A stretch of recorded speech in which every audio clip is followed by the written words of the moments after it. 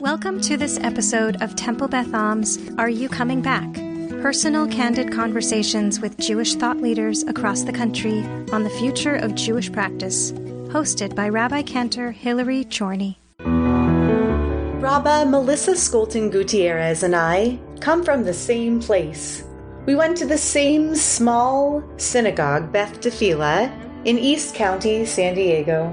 We went to the same public high school, Valhalla, and we both wound up in the rabbinate. We've stayed digitally connected through the years, and we sat down together, she from her home in the Atlanta area, to talk about what life has been like for her these past several months, this year of pandemic, reflecting on what life is like amid COVID. Stay tuned for this reunion episode of Are You Coming Back?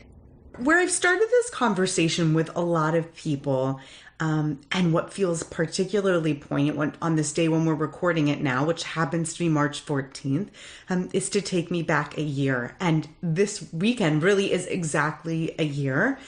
So take me back a year ago to a Shabbos meal, a spiritual gathering, a Shabbat morning, a holiday, something like that. And tell me, what were things like for you and your family then pre-COVID? So it's so funny because when I think about a year ago, and I think about shul a year ago particularly, I'm reminded that the last time I was in shul on Shabbat morning was also the Shabbat morning where we completed Masachet Brachot in Daf Yomi, which coincidentally is the last Masachet of Daf Yomi, which I actually finished because since then I don't have the brain space to learn Daf Yomi the way that I want to learn Daf Yomi. There are lots of approaches. To me, like I want to sit down and I want to learn a daf, and I don't have the brain space. So just as an interesting aside to that, but it was lovely, right? We were in shul. Shul was so full. There was already a sense of COVID by that point in time. Like it had definitely landed. It had landed in New York. My friends. I came to Atlanta from Riverdale, which is one of the cities that was initially significantly impacted by the initial closures. I had friends who were in quarantine, who were members of the Young Israel of North Riverdale, friends with kids in SAR who were in quarantine. And we went to shul, and it was already weird, but we were still there, right? We were still there together. We said the Hadran, right? The series of tefillot that one says right at the end of reading a Masachet of Gemara.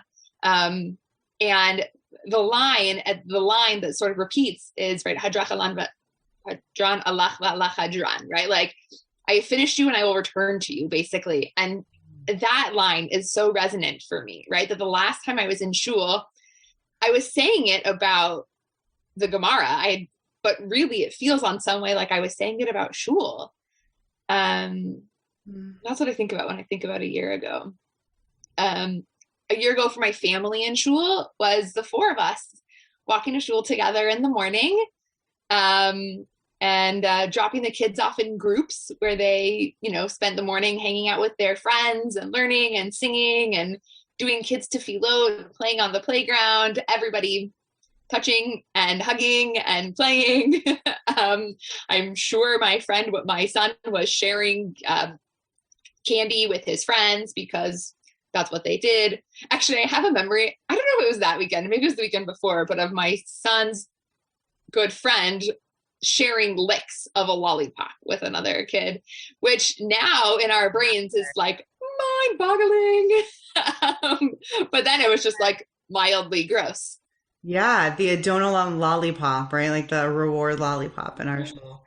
Oh, no. Right. The picture that you're painting is so interesting for a lot of reasons. I love the poignancy of the Hadran and of completing a Masechet and the promise to return to it. I'm thinking about that a lot as we prepare for the Siyum, for the completion of Mishnah. We simply do a tractate of Mishnah. We're doing Pesachim this year as a group of rabbis for Ta'anit Bechorot, for the fast of the firstborn that's coming up for Pesach. And thinking about the same thing, thinking about this idea of how unbelievable it is that we've come back again to another siyum, to another year of learning virtually together in preparation for that, thinking about that too. And it also strikes me that the picture that you're painting of this world that you crafted for yourself and the world that you crafted for your family is a world that I know that you crafted. I mean, really, really crafted, because you and I both came from a completely different world. We've each crafted it. You and I both come from, a part of San Diego County that is not built like the villages, certainly in Riverdale, or I don't know what it's like where you are in Atlanta. I certainly know what it's like here in Pico Robertson, Los Angeles. We come from this place where it was a beautiful community, but not a community nor a Shabbat that looked like or sounded like this. And what you're painting is a picture of something really precious. Totally. I think particularly my kids going to groups has been one of the biggest pandemic losses for me. They're just my kids are 4 and 7. Have turned 4 and 7 through the course of the pandemic, because right after a full year, I guess everyone has had birthdays through the pandemic at this point. But they're at an age where that togetherness and that experience of Shabbat is just so special. We're instilling in them that this is what we do, right? We go to shul on Shabbat morning, and now we haven't been going to shul on Shabbat morning. And because of the way that we observe Judaism, we are not on screens, right? So they're not even getting virtual groups or virtual Shabbat or anything. It's just us. And so some weeks we sing Shabbat songs with them at home. And some weeks Shabbat just feels like a day without screens and a day without electricity. And we sit down to Shabbat lunch and we'll go for a walk, but it doesn't have that same special infusion of community, which is so special about Shabbat. And one of the things which I appreciate most about my journey taking me into Orthodoxy is that really beautiful Shabbat Kehillah, that Shabbat morning community and that group of people that you're going to see, and those people you only see there, right? Those super special people in your life that's where they intersect. And that also, I guess, would be a loss for the adults as well. Right? I think about it more for my kids, but it is also for the adults. Yeah.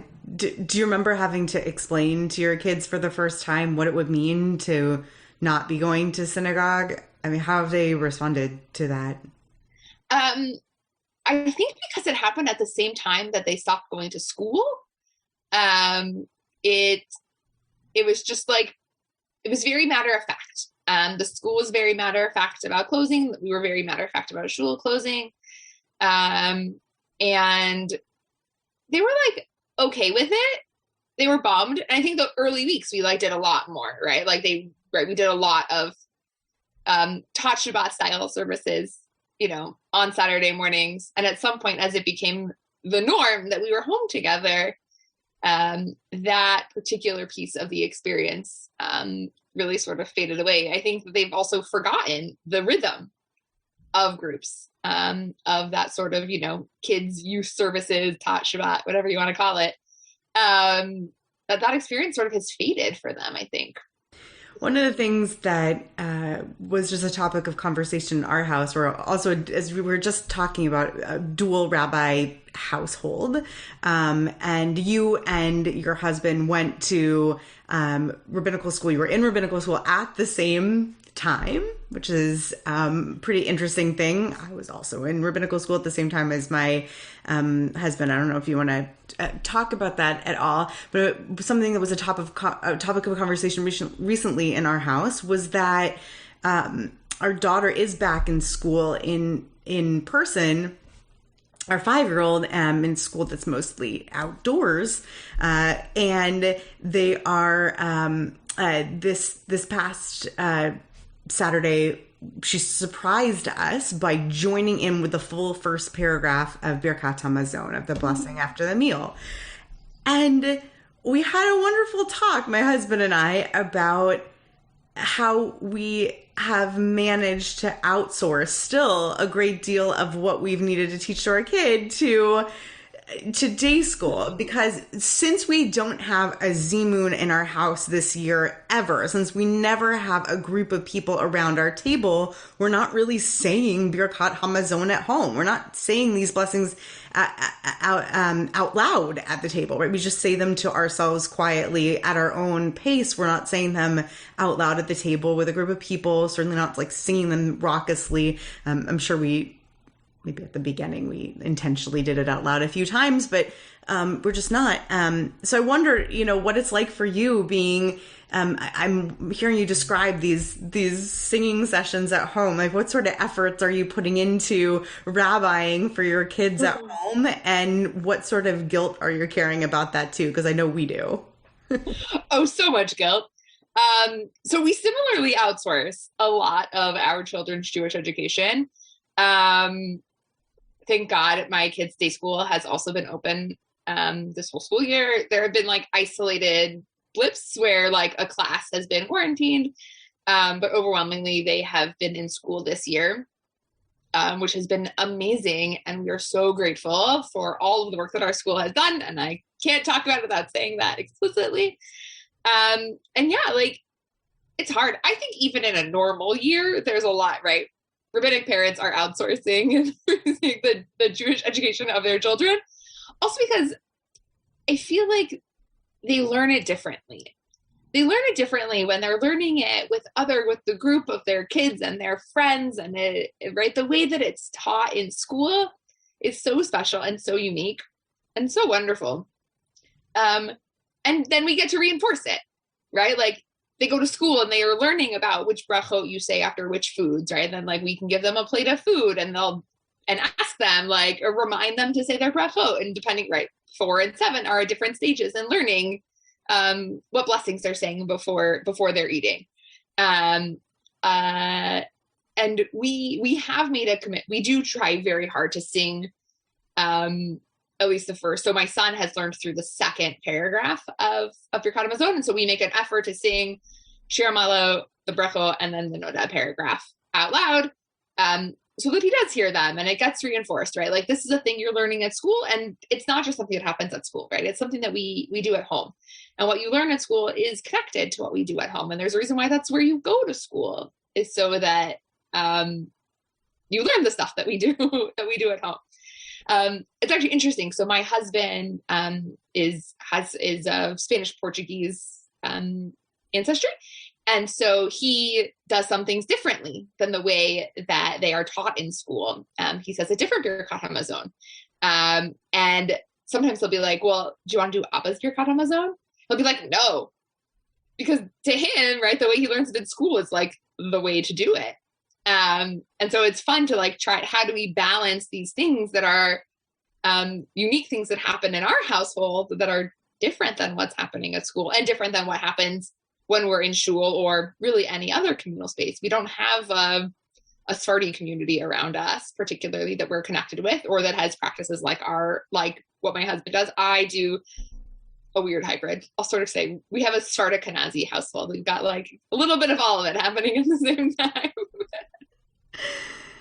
Yeah, it's it isn't an amazing thing, because even in his rejection, and even in your son's rejection of it, it's an acknowledgement of the pluralism of the existence of Jewish traditions. No, I want to do the one that seems normative right now. I want to do the one my friends are doing, that my teachers taught me, but he's still learning that there is pluralism of Jewish traditions, and that is really true. Cool. When we talk about, I have to jump, when we're talking about pluralism of Jewish traditions, there's another cool element of that, which is that my father also lives with us. And his observance of Judaism also looks different than ours does.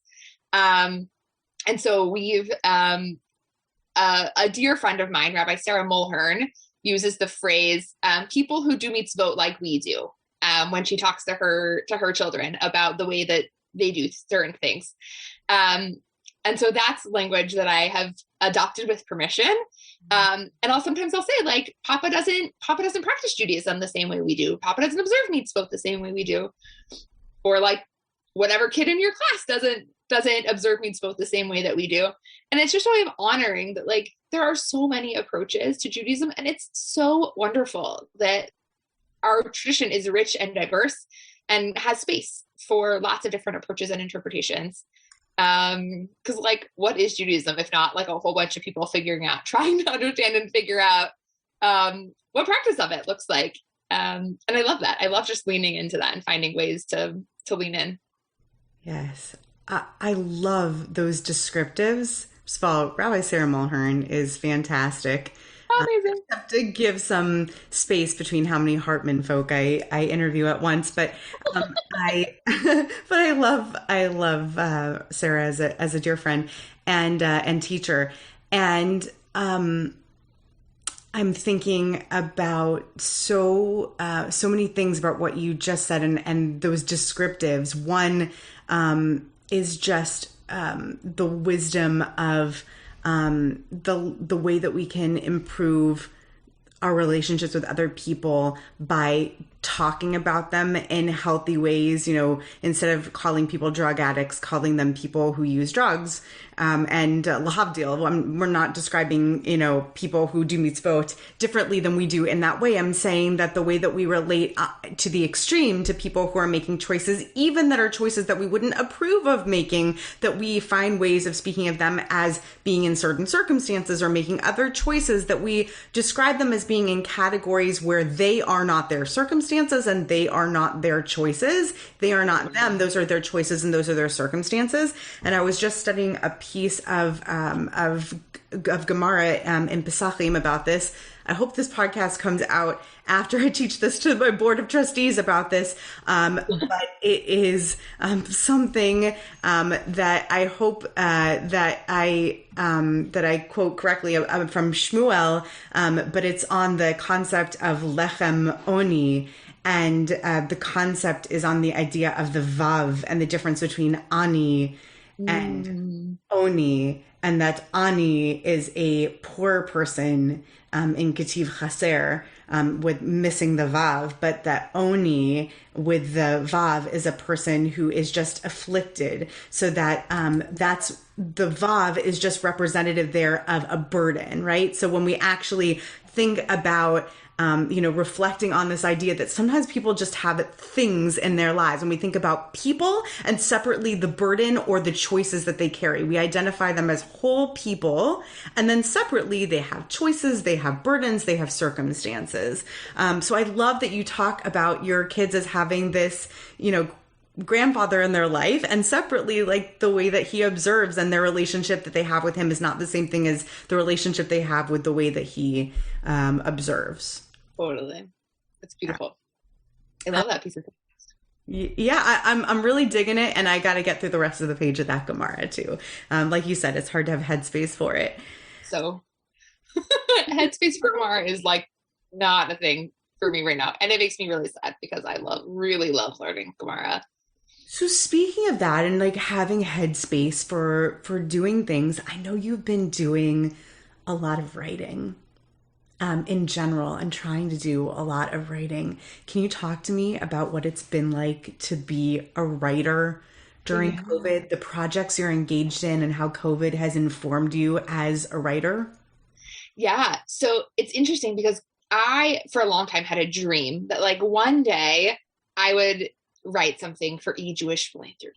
Like as a Jewish communal professional, that is like the thing, right? Like, or it was to me for many, many years. Like I had it that like, that was like a someday goal.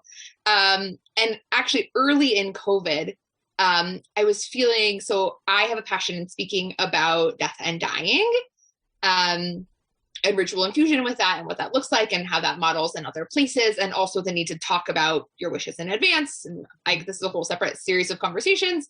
But so early in COVID, actually, I wrote a piece. I like couldn't stop thinking about it, and my writer brain turned on. And I had a million other things to do, but I couldn't focus on anything else because like these words needed out of my head.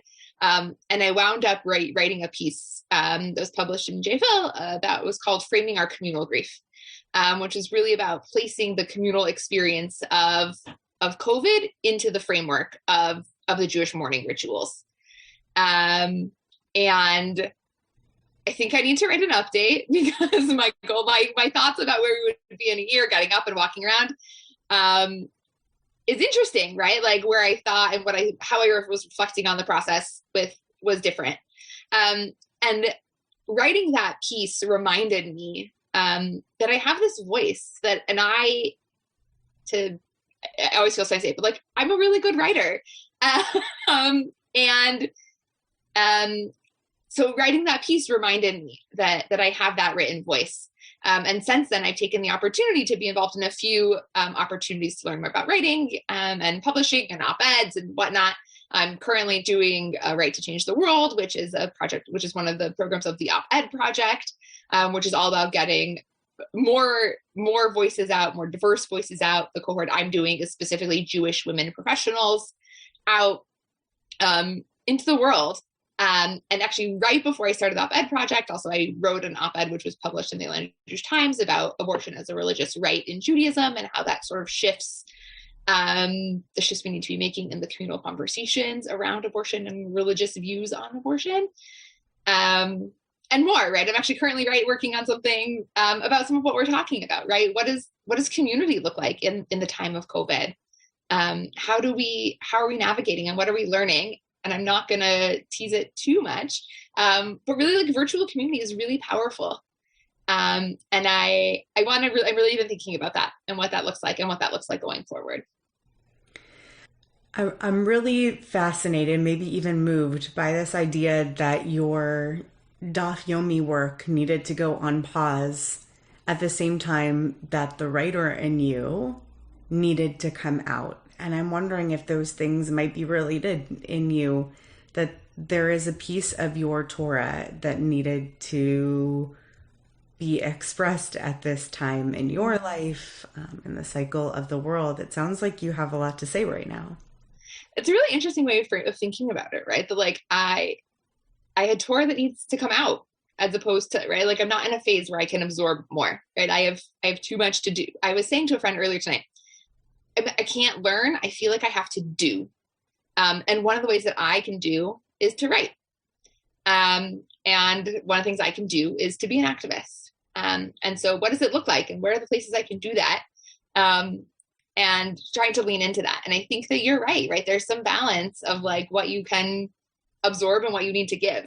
And I think now I'm in a place where I need to give. And I appreciate that framing. Yeah, I can see that. And I love that projects like what you're involved in exist, because I think that they help to give the people who are in them like frameworks to feel empowered and to allow you to say things like, I am a writer. I am good at writing. And you mentioned that the cohort that you're a part of is specifically there to uplift women's voices. I know you think a lot about women's experiences in general. I think that you've thought a lot about women's experiences of this pandemic, of Jewish women's experiences during this pandemic. I might specifically suggest that we drill down on the experiences of, say, mikvah during the pandemic, but just in general, where do you think we are in women's experiences of this pandemic that we should be thinking about more? Burnout?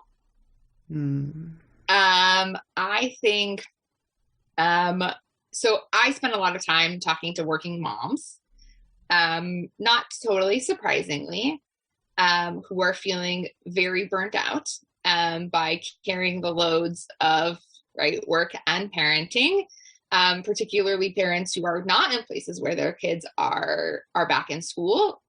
Most of my colleagues' children went back to school for the first time since last week. They've been working with their kids at home, managing their kids in school for an entire year. And that is really, really intense. And no matter how much we know that there are lots of very wonderful, very amazing male spouses in the world, and also the research that has been done over the pandemic has shown us that working moms are still winding up carrying the brunt of it, especially in dual working households, right? More women have also lost their jobs, stunted their careers, gone part-time, etc. I've been really inspired by programs that have started up to help mitigate some of that. So locally, we have a really amazing program locally. It's called Jewish Kids Groups. And it is pre-pandemic was a 5-day-a-week after school religious school, which is amazing. So they flipped that Sunday school model on its head. They bussed kids from, it was all public school kids. They bussed kids from a few specific locations, took them to different spaces, right? Gave them Jewish content. And after the pandemic, for this school year, what they did was they created some pods where parents could drop off their kids, and they had full day JKG. So there were people to monitor their kids being in school, and moms particularly could keep their jobs and go back to work. Right. Georgia never shut down the way that other places, including especially California, have done. Right. We had like the 2 weeks to flatten the curve last year. And by May, like most things were reopened according to governmental law. Right. There are many places which have still, to the extent possible, had their employees working remotely. I have been very, very lucky to work remotely the entire year. I've actually only been in my office like twice, and each time for like 10 minutes, just because there was like something I really needed to pick up that I didn't have, or like they fixed I was having an issue with my computer and I like dropped it off, whatever, like very, very, very minimal amount of time that I have been in my office in the past year. So I think that like, whatever, that was a total aside. The other thing thinking about women is really what women's experience of Judaism looks like. Right. One of the things you said in the sort of the lead up of this question was about mikvah experiences. And I think that's been really huge. There have been certainly women who have felt completely comfortable going to mikvah the entire time. And there have been women who have been terrified of going to mikvah the entire time. In the early days, I had a lot of conversations with people trying to figure out what it was going to look like and what were the compromises they were willing to make. I know some people who decided that, who have made up sort of their way of coming to terms with it, like they go once, like instead of going every month, they go every like 2 months, and they just don't, right? There are specific things so that there are some leniencies we can rely on, which I won't get into the details of in this moment. Right, but there's some leniencies you can rely on in the month it's the off month, and then you can go again, because they're trying, like one of the principles I've been operating under also personally, which is like, I want to keep that space as a space that is as safe as possible for the people who really need to be there, right? Women who are trying to get pregnant, women going through fertility, people that have been dealing with menopause and like super crazy cycles and also emotionally cleansing need it, and people that are going for conversions, right? Those people really need to be in that space. My marriage is perfectly fine. We're okay. Like it's okay. I can leave that space for the people who need to be there.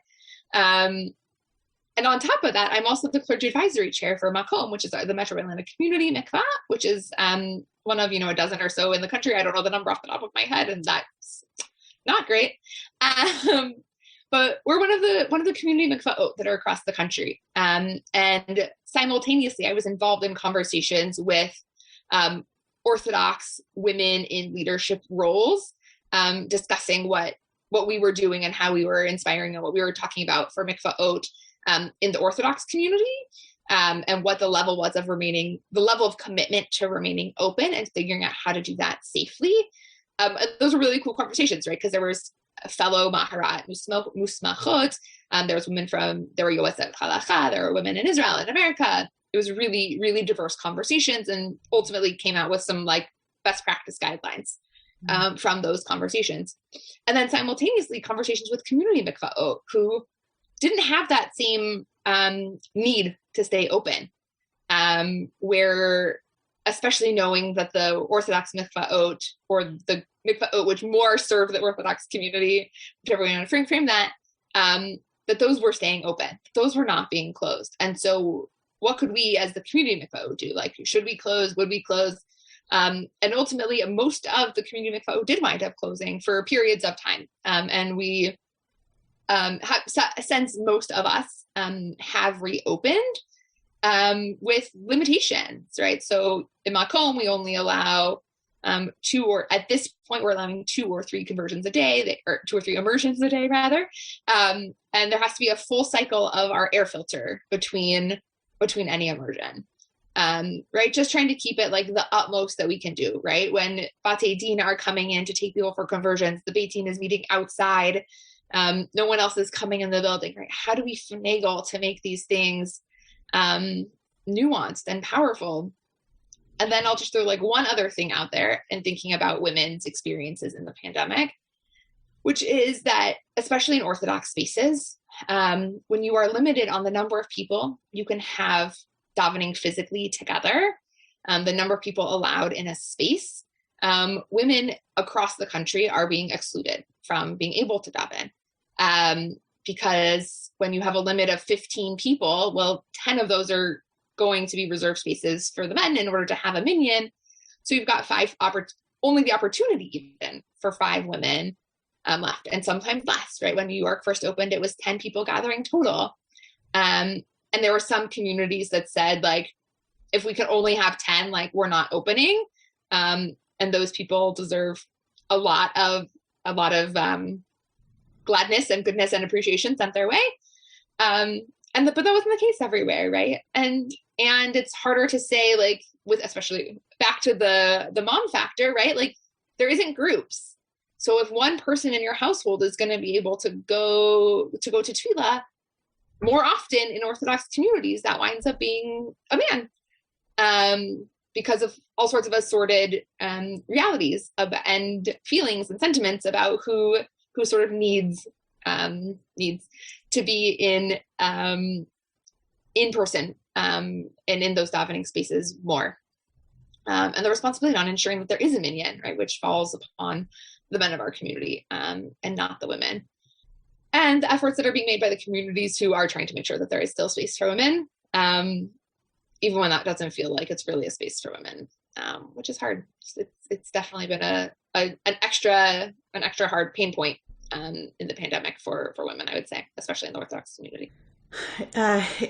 It's a very, very difficult, it's a very difficult pain point, and the ethics of triage in terms of how to reopen anything are really hard, particularly on those last 2 topics, on if the mikveh space is going to be limited, if the prayer space is going to be limited, who do we let in, to whom do we give priority in those spaces?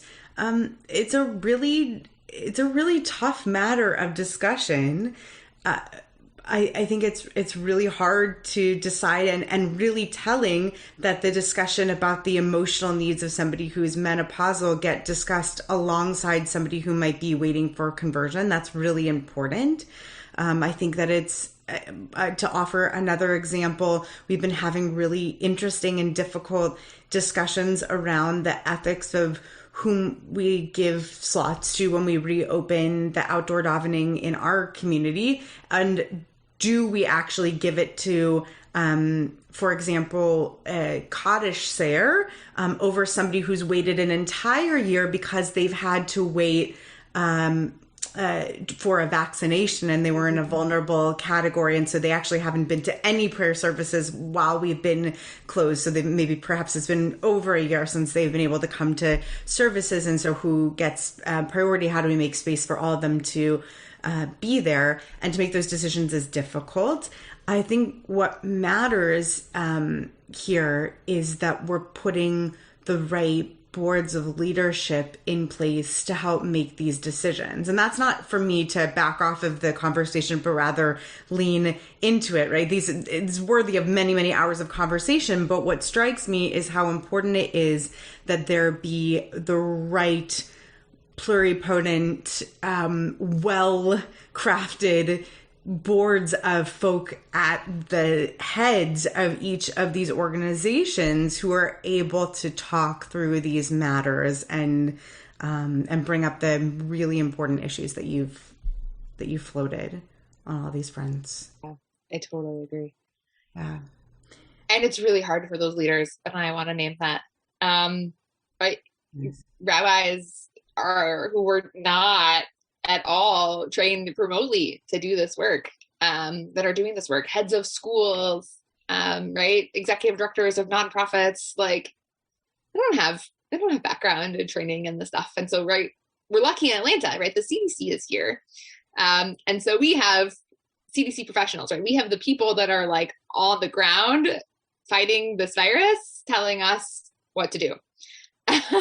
So when we are smart enough to step back and listen to them, we are really lucky. And it's really important to like know your sources and to know your people and to give a lot of gratitude to everyone that is spending a lot of time making sure that we all open intentionally and safely.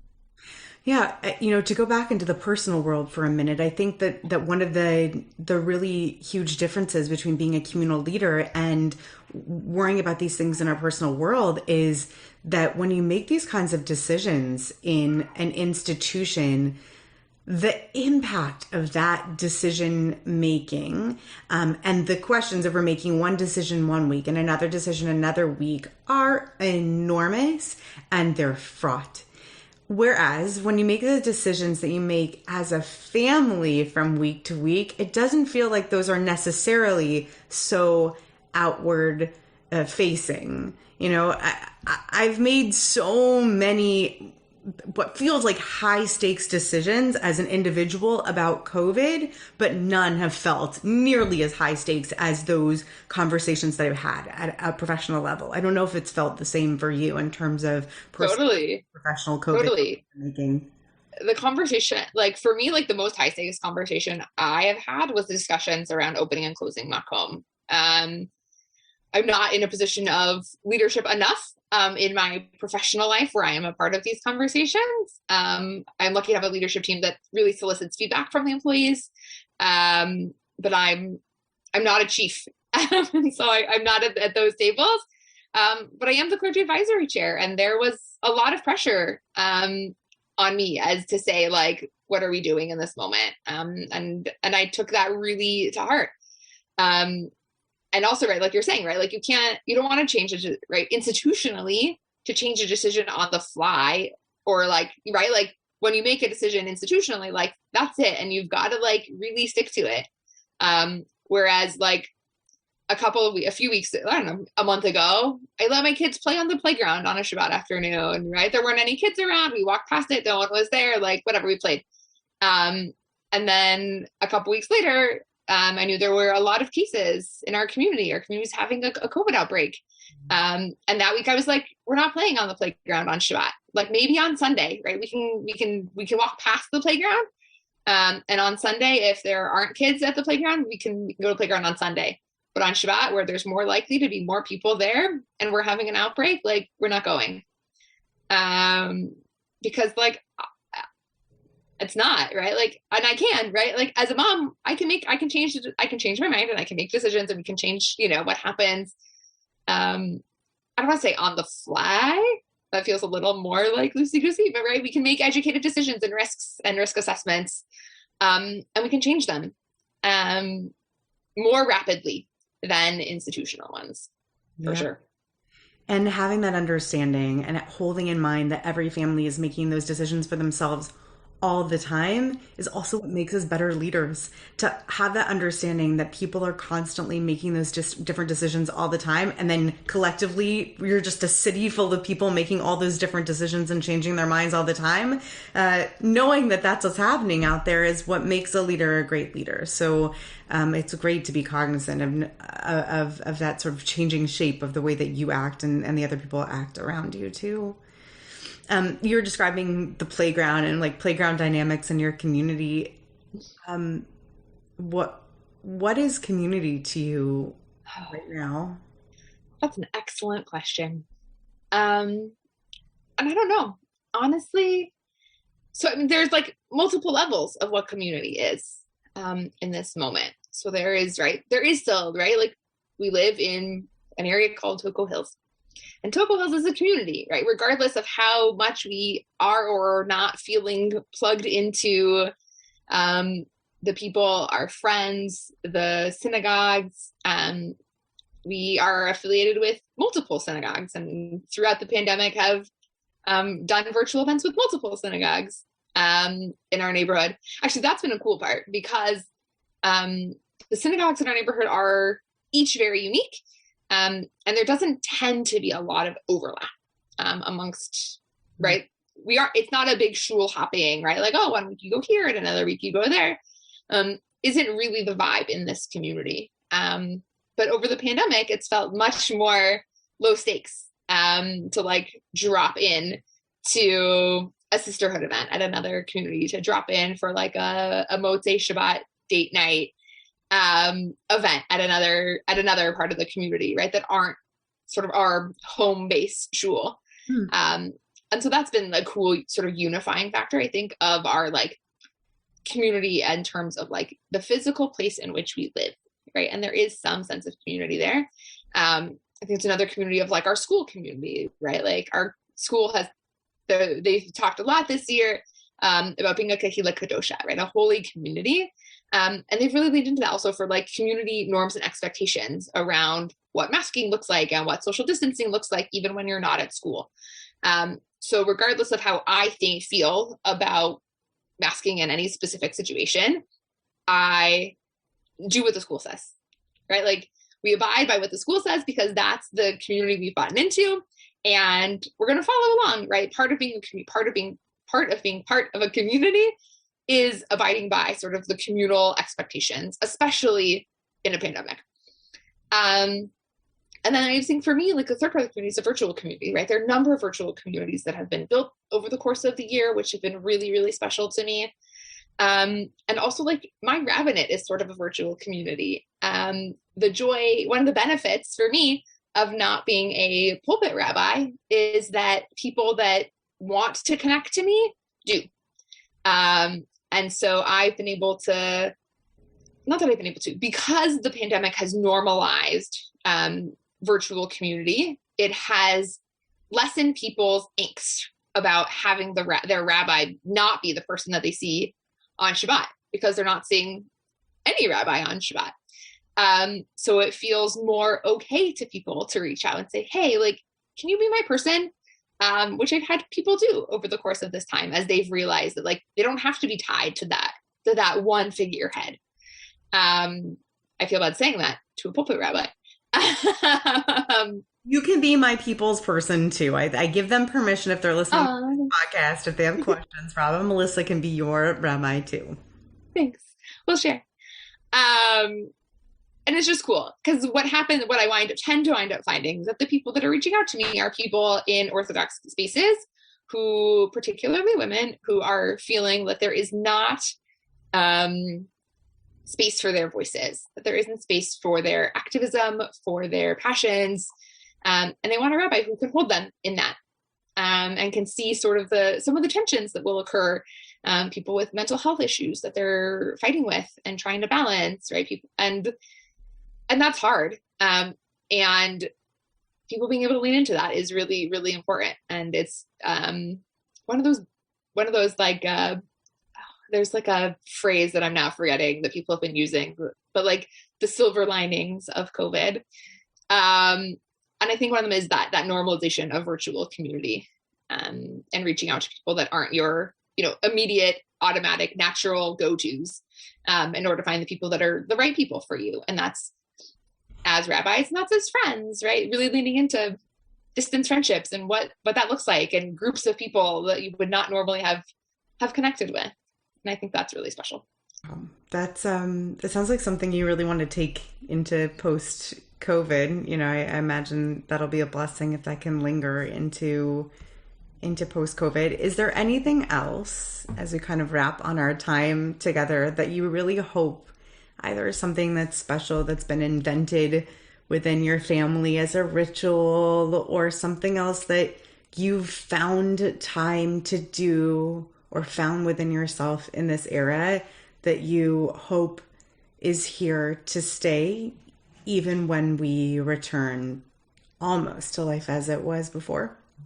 I think that that's really it for me. It's really that the normalization of virtual community, for some of the reasons I previously said, but also for people who can't access community in the same way, people for whom getting to shul is really hard, for any number of reasons, right? That can be people who live far from a shul that they would want to go to, right? People who don't find that the place that they can get to is fitting for them. People who are homebound for any number of reasons, who have a difficult time physically leaving their homes. People with chronic illnesses and mental illnesses. But there's so many things that are happening in our world which make it hard for people to connect and to plug into their proximal places. And so being able to really normalize that virtual connection, I think, has been really special. I do not personally benefit from Zoom tefillah, but I do hope that is something which also lingers, because for similar reasons, right? It just brings more people more access and more opportunities to connect. And I think that is so beautiful and so important. And Zooming events in general, right? Just allowing more people to connect in ways that they can. Right. I think the hybrid model is here to stay. I hope that people really are people do it with intention, right? That it's not just like we throw up a screen or a camera in a corner and like call it a day, but that we really craft our programming. Right. I do programming and community education and community building is like where my heart and soul really are professionally. And I just really want to challenge us all, I think, to think about what it looks like to do that with intentionality, to intentionally bring people into a space who are not physically in the space, and honor that that's a perfectly awesome way to be part of community. Well, I'm grateful that virtual community has made it possible for the two of us to stay in touch over time. Who would have thought that these two kids from Beth Tefillah, which is now, I think, a Korean church, but all good things. Who would have thought that we would have both wound up in our own rabbinates and connected through this thing called Facebook and other communities, and talking together. And please give my love to your family. And I hope it's okay, but I would be remiss not to also invoke your mom's beautiful memory too. Yeah. The love that I have for your whole family and for the connections that we've been able to share in the lives that we have crafted for ourselves in this crazy, crazy world. I really look forward, Rabba Melissa, to the Torah that you put out there. It's good stuff. Thanks for listening to this episode of Are You Coming Back? Do you have someone you'd like to recommend for a conversation like this one? Someone who might have a fascinating personal perspective on returning to Jewish rhythms beyond the pandemic? Reach out to us at hchorny@tbala.org.